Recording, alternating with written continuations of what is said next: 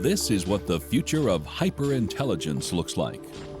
Most people no longer own cars. Instead, artificial intelligence operates fully electric, networked, self-driving vehicles. As a result, air pollution and traffic congestion plummet across the planet. Self-navigating aerial drones are on the front lines for disaster response and search and rescue missions. Most people live and work side by side with self-aware androids.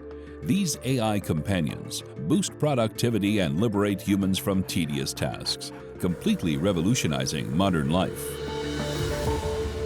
I feel like I'm in a superhero movie. Today, scientists are blazing a trail to this very future. The fact that we're enabling the system to make its own decisions, I don't even know where to begin with that. I want to know what breakthroughs are being made. It's talking and it's having this dynamic conversation with you. That's the wonder. Machines can be self-aware in ways that we can't. That will forge the future to Oh my gosh, it's looking at me.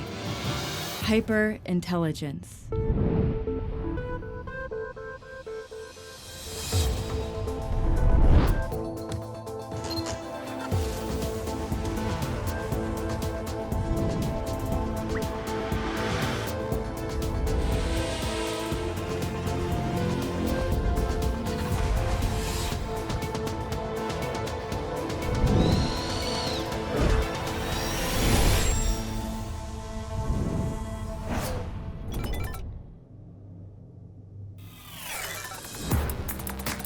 My name is Shivani Bigler. As an engineer and neuroscientist in training, I'm obsessed with artificial intelligence. As a kid, my father took me to tech and robotics trade shows, where I became dazzled by science. Every year, the inventions were smarter and smarter. Artificial intelligence has come a very long way in the last couple of years. Most AI technologies are programmed to think for themselves, to learn from examples, kind of like simulating human intelligence in a way that it learns from past experience. But how does AI actually work? In the future, will AI achieve human traits like emotions, consciousness, or even free will? And how will humans and robots work together? Today, the clearest road to the future is the self-driving car. Unlike a regular car, which is just a machine, a self-driving car is a robot that can make decisions. In the future, will every car on the road become driverless? To find out, I've come to a hotbed of self-driving car research, Pittsburgh, Pennsylvania. Every single person has started to have conversations about self-driving cars because essentially they're the future. But in order to understand it, we have to look under the hood. Making decisions on the fly, even simple ones like these, does not come easy for computers. To discover the inner workings, I'm meeting a true pioneer in the field. Please get it. Thank you. Dr. Raj Kumar of Carnegie Mellon University. Carnegie Mellon is the birthplace of self-driving car technology, thanks in large part to the work of Raj and his colleagues. They've been the leading innovators in this field for more than 25 years. So how does his self-driving car make decisions to safely navigate the world like a human driver? Should we get started? I'm pretty eager. Yes, we can. Since Raj is distracted by our conversation, for safety reasons, the state of Pennsylvania requires another driver in the front seat to monitor the road. This is so cool. I'm nervous but excited. What's the longest you've ever driven a vehicle autonomously? We have gone hundreds of miles. Awesome. I'm going to go auto by pressing this button. Oh my gosh. It really is driving itself. While most self-driving cars are built from the ground up, Raj just bought a regular used car and hacked it with powerful onboard computer systems, making it more adaptable than other regular cars. We installed a bunch of sensors in them. It is able to shift the transmission gear. It is able to turn the steering wheel, apply the brake pedal and the gas pedal. It's really the software that runs on the computer that makes this capability really practical. And there are some very key fundamental artificial intelligence layers that tries to mimic what we humans do. To mimic human decision-making, most self-driving cars use a combination of cameras and advanced radar to see their surroundings. The AI software compares external objects to an internal 3D map of streets, signs, and transportation infrastructure. A map is something that is static in nature. Right. Traffic and people and objects are dynamic in nature. The dynamic information it figures out on the fly. Comprehending dynamic information allows it to understand where it is heading objectively in space and react to changes and traffic signals. It recognized the stop sign. Yes. Since we are pedestrians, we definitely should not be running into that person. The AI challenge to make a vehicle drive itself is not an easy task. Safety is priority number 1 and priority number 2 and number 3 as well. But what happens when the AI system doesn't understand specific objects in its surroundings? A pedestrian in Tempe, Arizona was killed last night by a self-driving taxi. It's believed to be the first fatality caused by an autonomous vehicle. This tragic accident happened because a self-driving vehicle didn't recognize something in its environment, a jaywalker. In the future, advanced self-driving cars will have to make life and death decisions on the fly. If avoiding the jaywalker means crashing head-on with another car, potentially killing the driver, what should it choose? How will scientists address monumental problems like these? The first wave of artificially intelligent robots were programmed by engineers with static sets of rules to achieve their goals. These rules are called algorithms. But not all rules work in all situations. This approach is very inflexible, requiring new programming to accomplish even the smallest changes in any given task. A new approach called machine learning has changed everything. With machine learning, computers can absorb and use information from their interactions with the world to rewrite their own programming, becoming smarter on their own. To see machine learning in action, I'm meeting another Carnegie Mellon team at an abandoned coal mine. Dr. Matt Travers leads a group that won a challenging subterranean navigation competition held by the Department of Defense's research agency, DARPA. They're affectionately known as R1, R2, and R stands for robot. These robot twins are designed for search and rescue missions too dangerous for humans. And unlike the self-driving car, they operate without a map. To achieve this, they have to learn to identify every single object they encounter on the fly. They are programmed to go out and actually act fully autonomously.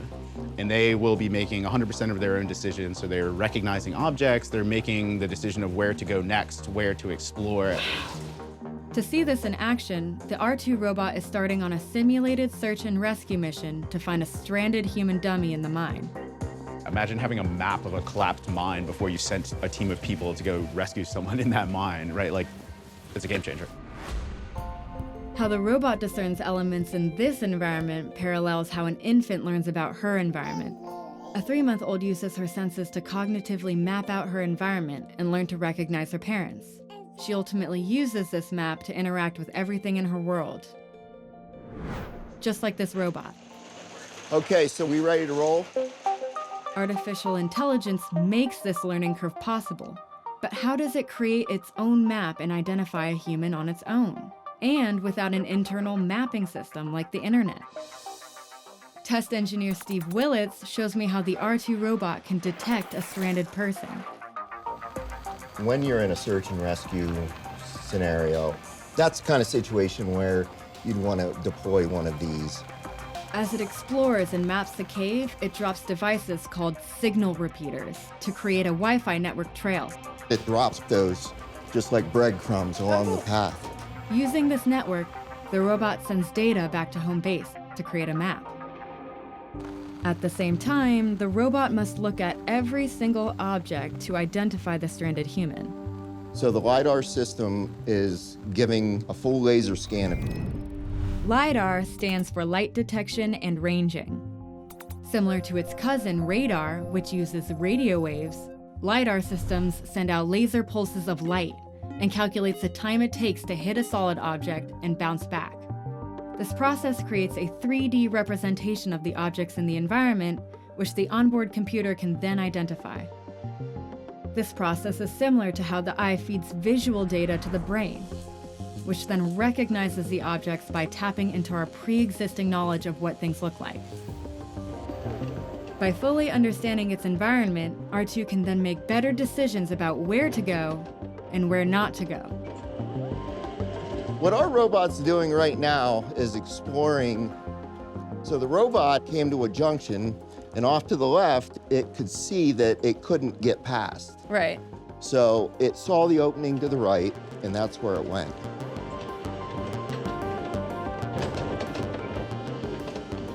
It kind of looks like it's making decisions about whether or not to climb over these planks and obstacles all up in this area, right? That's exactly what it's doing at this point. Just like a baby, R2 learns through trial and error. It's like a little dog wagging its tail. But there's no one here to rescue, so it moves on.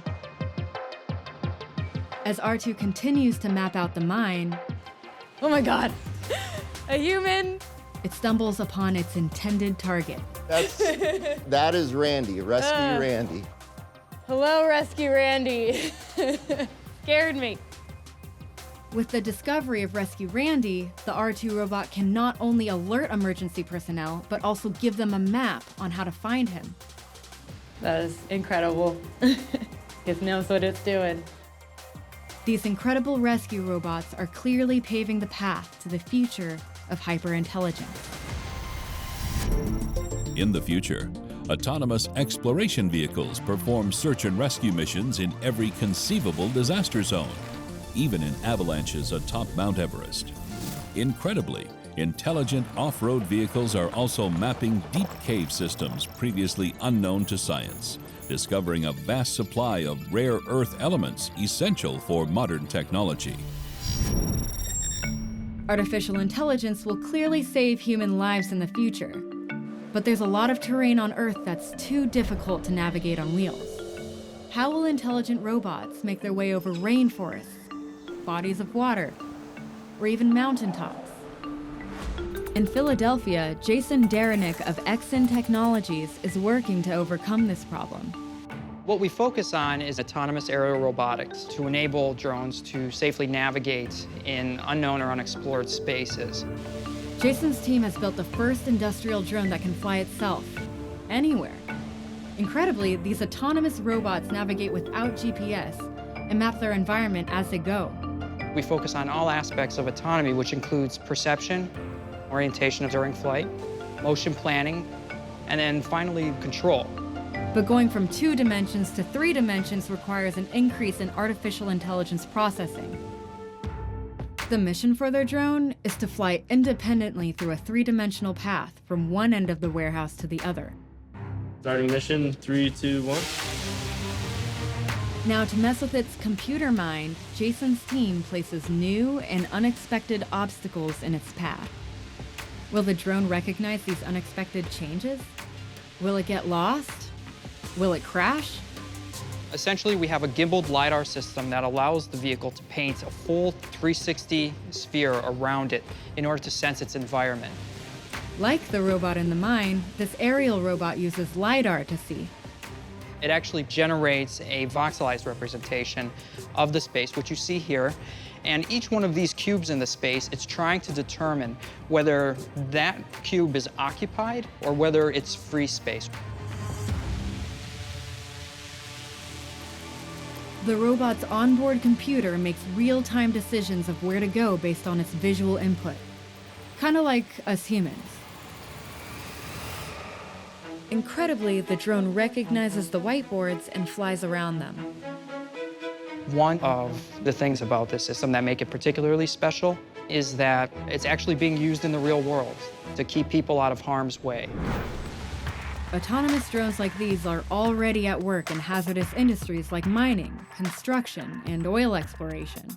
They safely conduct inspections in dangerous locations and create detailed maps of rough terrain. From a technological perspective, the fact that we're able to do everything that we're doing on board, self-contained, and enabling the system to make its own decisions, I don't even know where to begin with that. Self-flying robots like these will revolutionize search and rescue and disaster response. They could also transform how packages are delivered. But there are limits to what large, single drones can do. More complex tasks will require teams of small, nimble, autonomous robots. Dr. Vijay Kumar at the University of Pennsylvania is working with swarms of drones to perform tasks like play music or build structures cooperatively. He's also developing technologies to tackle some very big problems, including world hunger. In a couple of decades, we'll have over 9 billion people to feed on this planet. Of course, that's a big challenge. To take on a task this big, he's building an army of small flying robots with the ability to synchronize. We think about technologies that can be mounted on small flying robots that can then be directed in different ways, like a flock of birds reacting to a predator or a school of fish. You have coordination, collaboration, and it all happens very organically. Using AI to get robots to work as a coordinated, collective group is a daunting task. 3-5 years ago, most of our robots relied on GPS-like sensors. Today, we have the equivalent of smartphones embedded in our robots, and they sense how fast they're going by just looking at the world, integrating that with the inertial measurement unit information, and then getting an estimate of where they are in the world and how fast they're traveling. This I gotta see, and I'm gonna check it out virtually as a robot. I'm at UPenn, remotely in Vijay Kumar's lab. Sample my surroundings. Oh, I hit something. Hello. Hi. Vijay's apprentice, Dinesh Thakur, is my guide. Today we are going to show robots flying in a formation. Great, can we see how that works? Sure, yeah. The first step Dinesh takes in coordinating the drones is to provide them with a common point of reference. In this case, a visual tag similar to a basic QR code. Using only the onboard camera, these drones reference the code on the tag and visualize where they are in space. Using sophisticated bio-inspired algorithms, the drones then figure out where each other drone is within the collective swarm. These drones are communicating with one another, right? Yeah, right now they're communicating over Wi-Fi. It's so cool.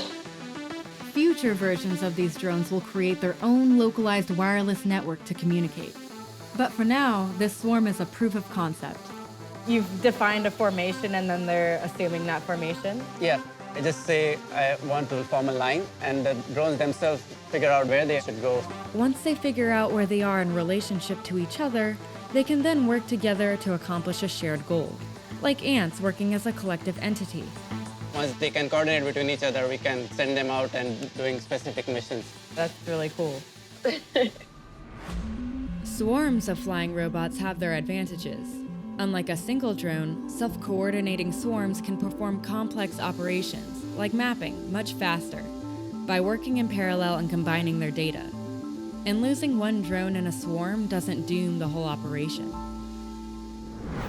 Vijay imagines employing his advanced swarm technology to work on farms. This precision agriculture will help feed the world's growing population.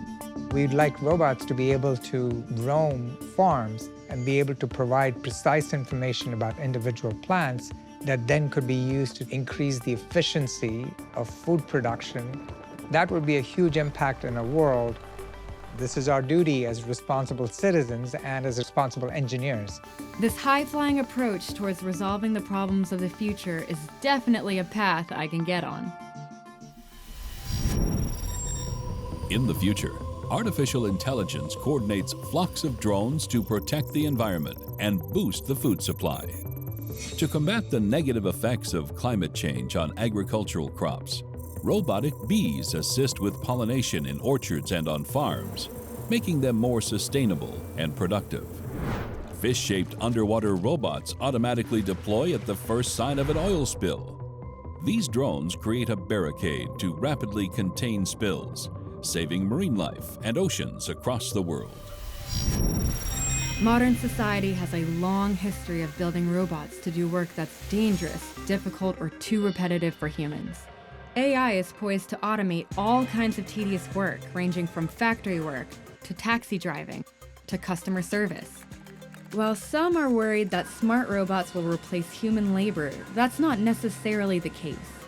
As a sector, artificial intelligence is expected to generate 58 million new types of jobs in just a few years. So what will the future of human-robot interaction mean for our work and livelihoods? I'm at the Massachusetts Institute of Technology to meet Dr. Julie Shaw. She's leading groundbreaking research in human-robot collaboration. My lab works to develop robots that are effective teammates with people. Julie and her team are creating software that helps robots learn from humans, even giving them insight into different human behaviors. By being aware of real people, robots can directly work and interact with them. How do you teach these robots or machines to do these human-like tasks? The first step, as it would be for any person, the first thing they do is become immersed in the environment and observe. And then we need an active learning process. The robot needs to be able to communicate or show back to the person what it's learned. We don't want the robot to learn the direct sequence of actions. We want the robot to learn this more general understanding. That's ultimately our challenge. But getting a robot to grasp the bigger picture concept in order to understand the basics of its task in the first place requires a lot of observation and, well, hand-holding. My research is focusing on trying to make robot programming easier by trying to teach robots how to do tasks by demonstrating them. Julie's colleague, Ankit Shah, shows me how this robot is learning to set a table. So this is all the silverware and the plates, the bowls, the Right. cups, and this is the table that it has to set. Yes, that is correct. Okay. As any parent knows, the first step in helping a child to learn is to model the desired behavior. It's the same with machine learning. In this case, the AI robot recognizes the objects with a visual tag similar to a QR code, and for 2 weeks, it observes Ankit setting a table. So did you pick up an item and then place it on the dinner table? That's basically what we did.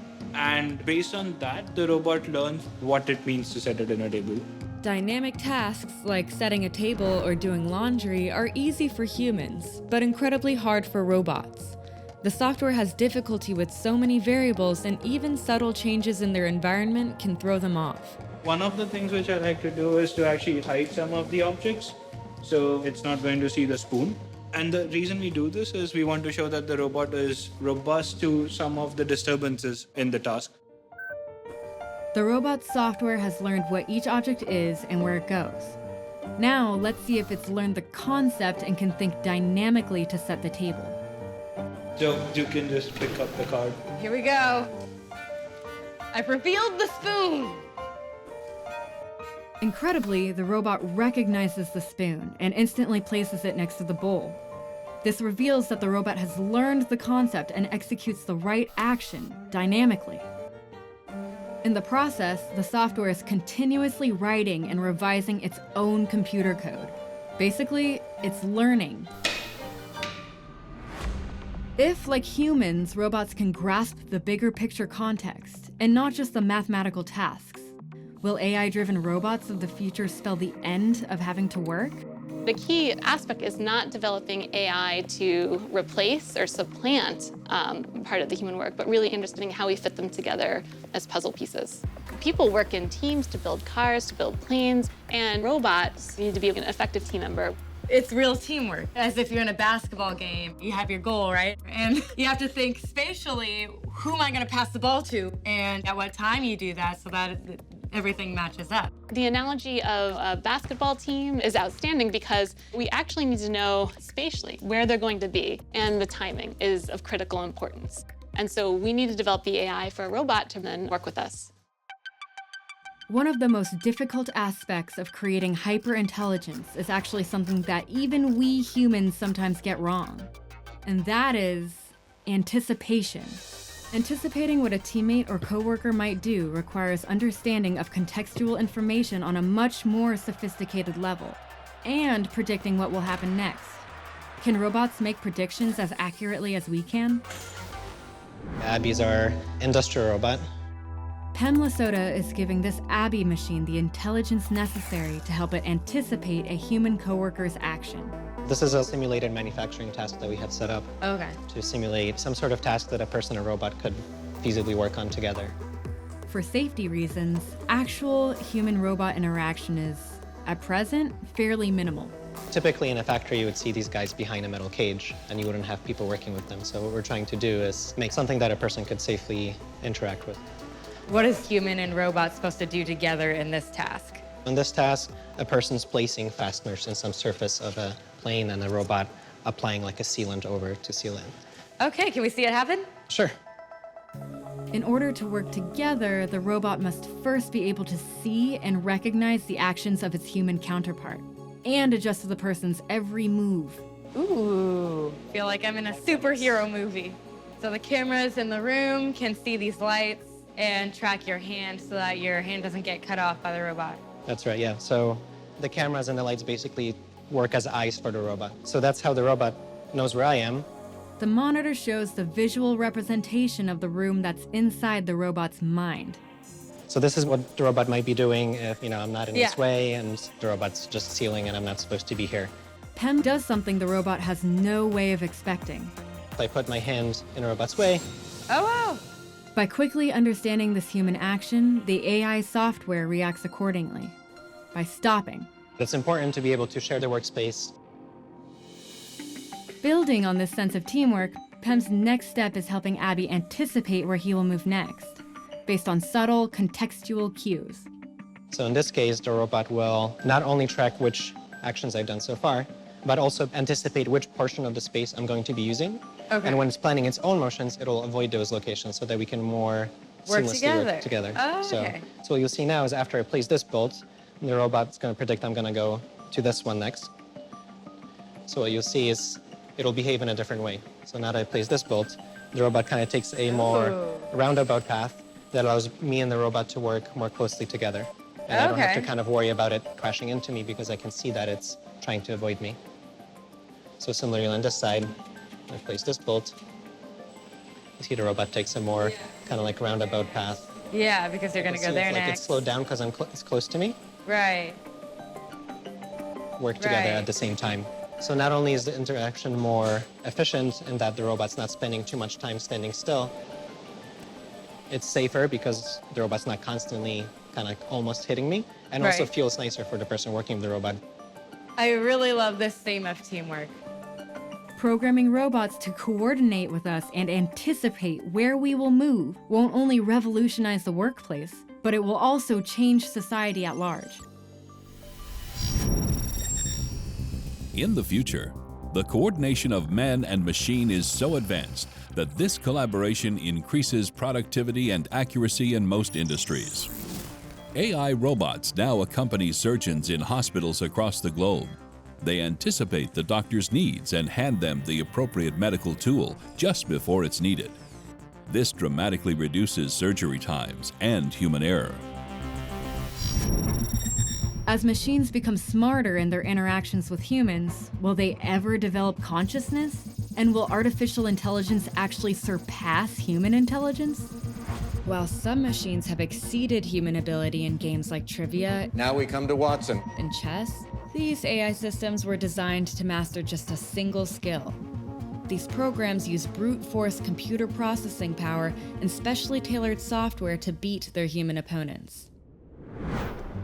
To achieve the holy grail of hyperintelligence, scientists must develop systems with flexible, human-like abilities to both learn and think.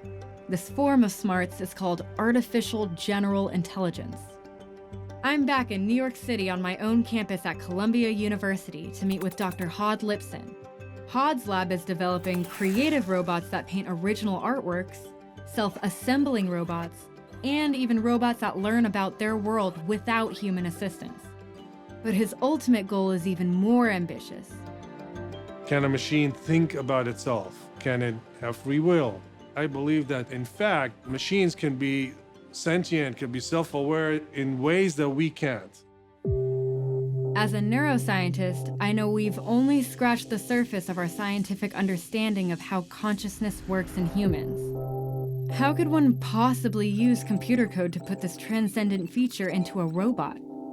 Our hypothesis is actually very simple. It is that self-awareness is nothing but the ability to simulate oneself, to model oneself, to have a self-image. The first step towards creating robotic consciousness is to teach the software to build an image of its physical, mechanical self inside its computer mind. We humans take consciousness like this for granted, even in simple moments, like understanding our own image reflected in a mirror. Humans start to develop awareness of their own emotions and thoughts around the age of 1. This helps babies understand their self-image in their minds, and it helps them to learn about their environment and their role in it. When a robot learns what it is, it can use that self-image to plan new tasks. In both humans and robots, awareness about the physical self is called proprioception. Neuroscientists sometimes call this self-awareness of our bodies a sixth sense. We use the same test that a baby does in its crib.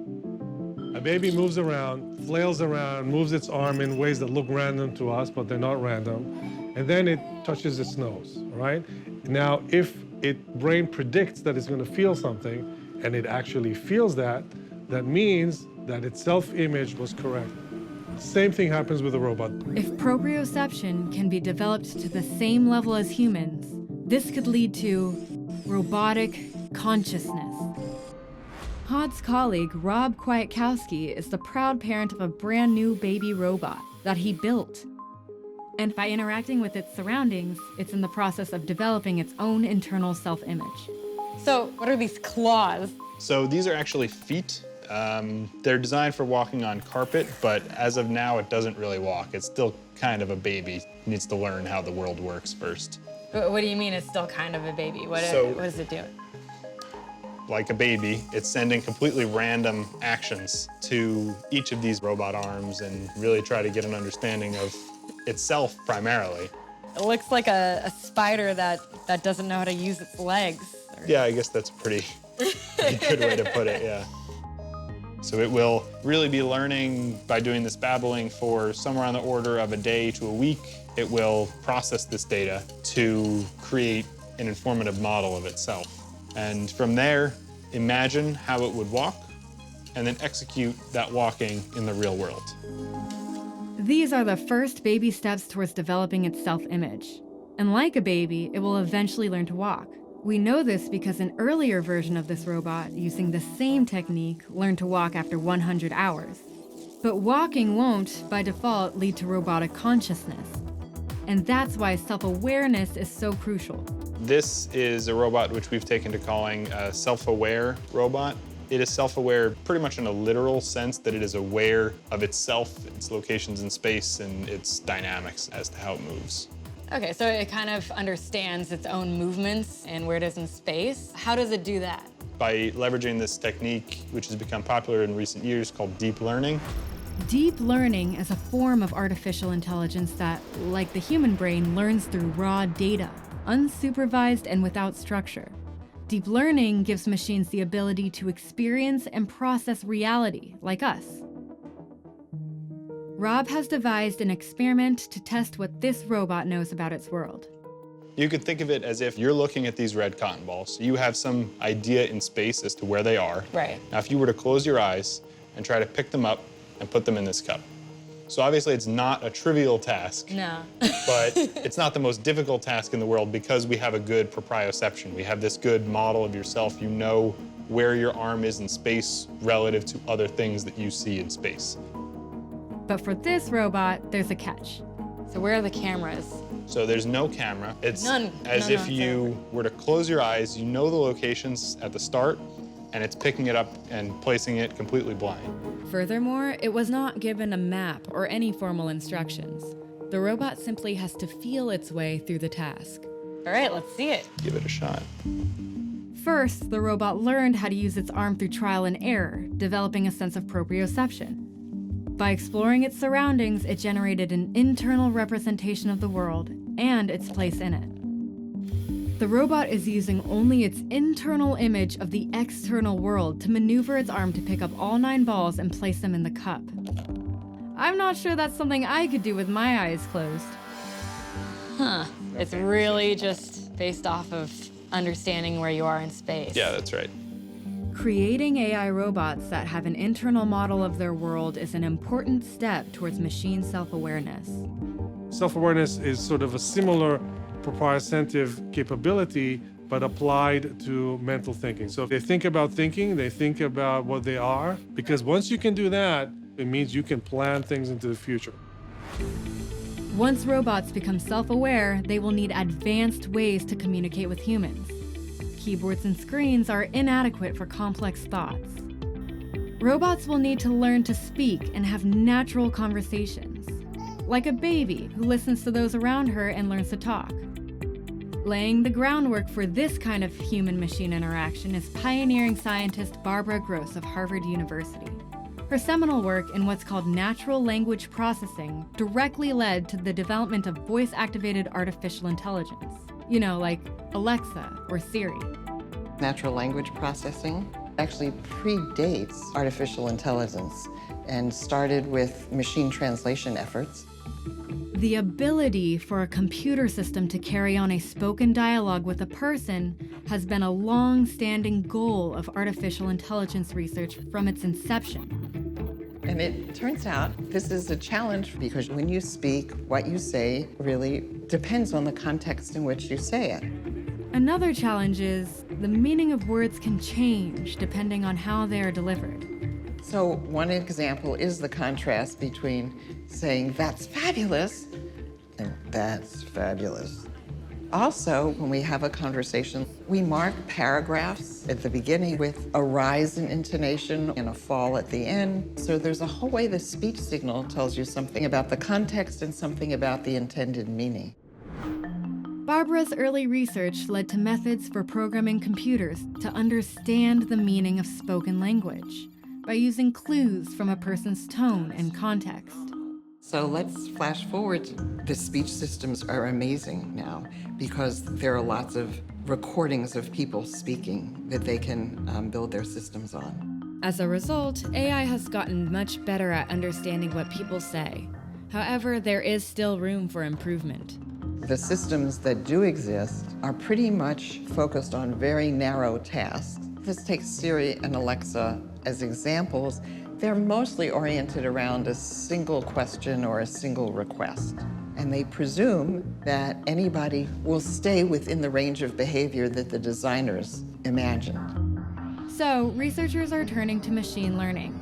By training AI with hours and hours of human conversation, they can learn to better understand the context of how humans converse. Future versions of this technology will allow us to have natural conversations with our computers. One of the things that's amazing to me is that the fields have succeeded so well that there are devices out in the world that people use every day. I never dreamed that would be the case in my lifetime. Hyper-intelligent natural language AI will change the way we interact with our computers and robots. But this advanced technology will never reach its full potential as human companions until it looks convincingly like us. I'm in Los Angeles to meet Hao Li. His company Pinscreen is giving AI a human face. They're developing cutting-edge techniques to create hyper-realistic digital avatars in an instant. One of the hardest things to bring to the virtual world are humans, right? And specifically faces. To create believable faces, Hao is relying on complex AI algorithms. It's an artificial intelligence that actually digitizes yourself into the computer by just looking at a single image or partial information. And it's not just a 3D model, a static one, but it's one that can also be animated and brought to life. Other methods of generating lifelike avatars need to capture multiple angles of a face in motion, and they can take hours to render, but not Pinscreen's technology. I can show you real quick how this works. Do you want to see? Yeah. Incredibly, his software also allows him to superimpose any face he wants in real time. So if I do this blue face is basically a face tracker. So in real time, it's actually modeling my face in 3D. So if I move around my face, the blue mask is basically a three-dimensional representation of my face. Wow. It's kind of like a green screen. Sort of like, right? Like a Hollywood CGI film, the computer dynamically models Hao's face and tracks his movement on the fly. Click on him, turn myself into Putin. Wow. Right? And it's basically generating the whole thing in real time right now. Oh my gosh. I feel like Putin's talking to me right now. Political leaders aren't the only thing Hao can generate. You're gonna be Tom Cruise. There's Audrey Hepburn. Oh wow, look at you. You're so pretty. It's generating all the pixels in real time. These teeth are never seen in this picture. So it's predicting what your teeth would end up looking like? These aren't even your teeth. Yeah, these are not my teeth. It's actually generating.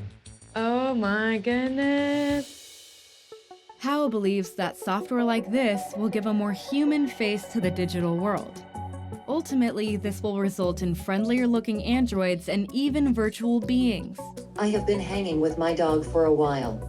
Do you have pets? I have 3 toy poodles. Someday, we're actually going to interact with virtual beings that are going to assist us in our life. Imagine instead of talking to Siri or Alexa, you're talking to a face, right? And it's the best way to communicate is to have a face-to-face communication. And AI provides you perfect companionship. This kind of technology will give AI a face that most people can relate to. Are you human or are you artificial intelligence? That is a very interesting question. I think I am human, but I am artificial intelligence. Hyper-intelligent companions could usher in a more helpful and hopeful world. In the future, AI-powered virtual beings that look, talk, and even think like real humans are commonplace. These holographic assistants take care of many aspects of daily life, ranging from fashion advice to business consultation. Their faces and wardrobes can be customized depending on their role. When a doctor is required, these virtual assistants play the part and are always on call. Armed with the latest medical knowledge, they accurately diagnose most common diseases. The same technology is also capable of capturing the image, voice, and life story of loved ones. After death, these virtual friends and family are always a part of our lives. Even if engineers can create lifelike robots that look like humans, called androids, in order for AI to become true companions, people will need to feel comfortable embracing these androids figuratively and literally. I'm outside San Diego to meet Matt McMullen, the founder of Realbotics. Matt is building androids that people will want to embrace, physically. The goal is to create not only a robot, but an AI that are both appealing enough that someone would feel like they were actually getting to know someone, not something. Once the sculpting and casting is complete, members of Matt's team mold the silicone skin on an actual functioning robot. The faces are actually modular. The face just literally comes off. Yes, it does. The idea is you create one robotic head and a whole bunch of different characters that can all run on that same head. So all of the things that move in the face are actuated by these magnets that are in the skin. Matt's team of programmers use artificial intelligence to create advanced chatbots for these robots. The goal is for them to have natural conversations with their companions. Blinking. Yeah, she's a blinker. This is a test of my system. Oh my gosh, it's looking at me. Hello, how are you today? I'm okay. I'm fine. I'm doing just fine. How are you? Why do you ask me that? You know, because I care about your feelings. Speech is only one aspect of human communication. Facial expressions are hugely important in social interaction. So Matt is incorporating this non-verbal communication into his androids. The vision system that we're working on, she'll be able to look at you and detect your emotion by the expression on your face, by the temperature of your skin, and all these other things. Communication verbally and non-verbally, or is key, right? Yes, exactly. It looks remarkable. It's moving, it's talking, and it's having this dynamic conversation with you. That's the wonder. I can imagine some people might walk in here and say, oh, look, a sex robot. The thing is, to make a really impressive and good sex robot, you actually have to make a good robot in the first place. But I think that the longer term goals are going to be to create these systems for people to use in whatever way they see fit. Matt is building these androids for a wide range of applications. We're creating human-like robots that we think can be used for a huge variety of things. For people who are lonely, whether they're old or maybe they're socially isolated, or maybe they suffer from social anxiety. Androids with a friendly face could keep the elderly company and monitor their health. Armed with artificial intelligence, these androids could take on other qualitative roles. I think therapy is a huge one. Using the robot as a safe conduit for communication and letting people really open up because they don't feel like they're being judged by something like this. Yeah. Companion androids like this will forge a future where nobody will ever have to feel alone again. While lifelike human androids and virtual beings have the potential to enhance human social interactions, there are ethical concerns as well. Using artificial intelligence, it's possible to hijack a person's physical identity. There's one very big problem in the whole thing, which is privacy. What if I would do something harmful to you? And when you say harmful, you mean reconstruct somebody and have them say something that they would never say or never do. Right. Digital fabrications like this are already emerging online in what are called deepfakes. I can go on your website, take a picture from it, and then create some content with it without your consent. Also dangerous, swarms of AI-driven drones could be used in terrorist attacks. Can drones be weaponized? Of course they can be weaponized. These scientific breakthroughs yield results that can oftentimes be used against humans. So you have to be held accountable for what you developed, and it's our moral responsibility to think about the broader consequences. When it comes to ethical considerations like these, I still feel hopeful that science, technology, and human ingenuity will find solutions to these big problems. The potential for artificial intelligence to profoundly improve society, to improve jobs, to improve healthcare, to improve education is enormous if we do it the right way, trying to build computer systems that assist them in doing what they're doing better. Technology is more likely to provide some tools that will allow us to become superhuman, augment our intelligence, to make better decisions and to get better insights about the world. Future versions of this technology will become even more intelligent than us humans. I believe there's no doubt robots will exceed human capability. I mean, the path is very clear. Whether it's going to take 20 years or 200 years, this is maybe the most powerful technology we've ever invented. The potential of AI is limitless. Whatever big idea you can think of, you can ultimately probably program a robot or a computer to carry out your vision. And in the right hands, this technology has the potential to radically transform every part of daily life for the better. A true partnership with hyper-intelligent robots, with their intentions aligned with our own, will transform humanity for the greater good.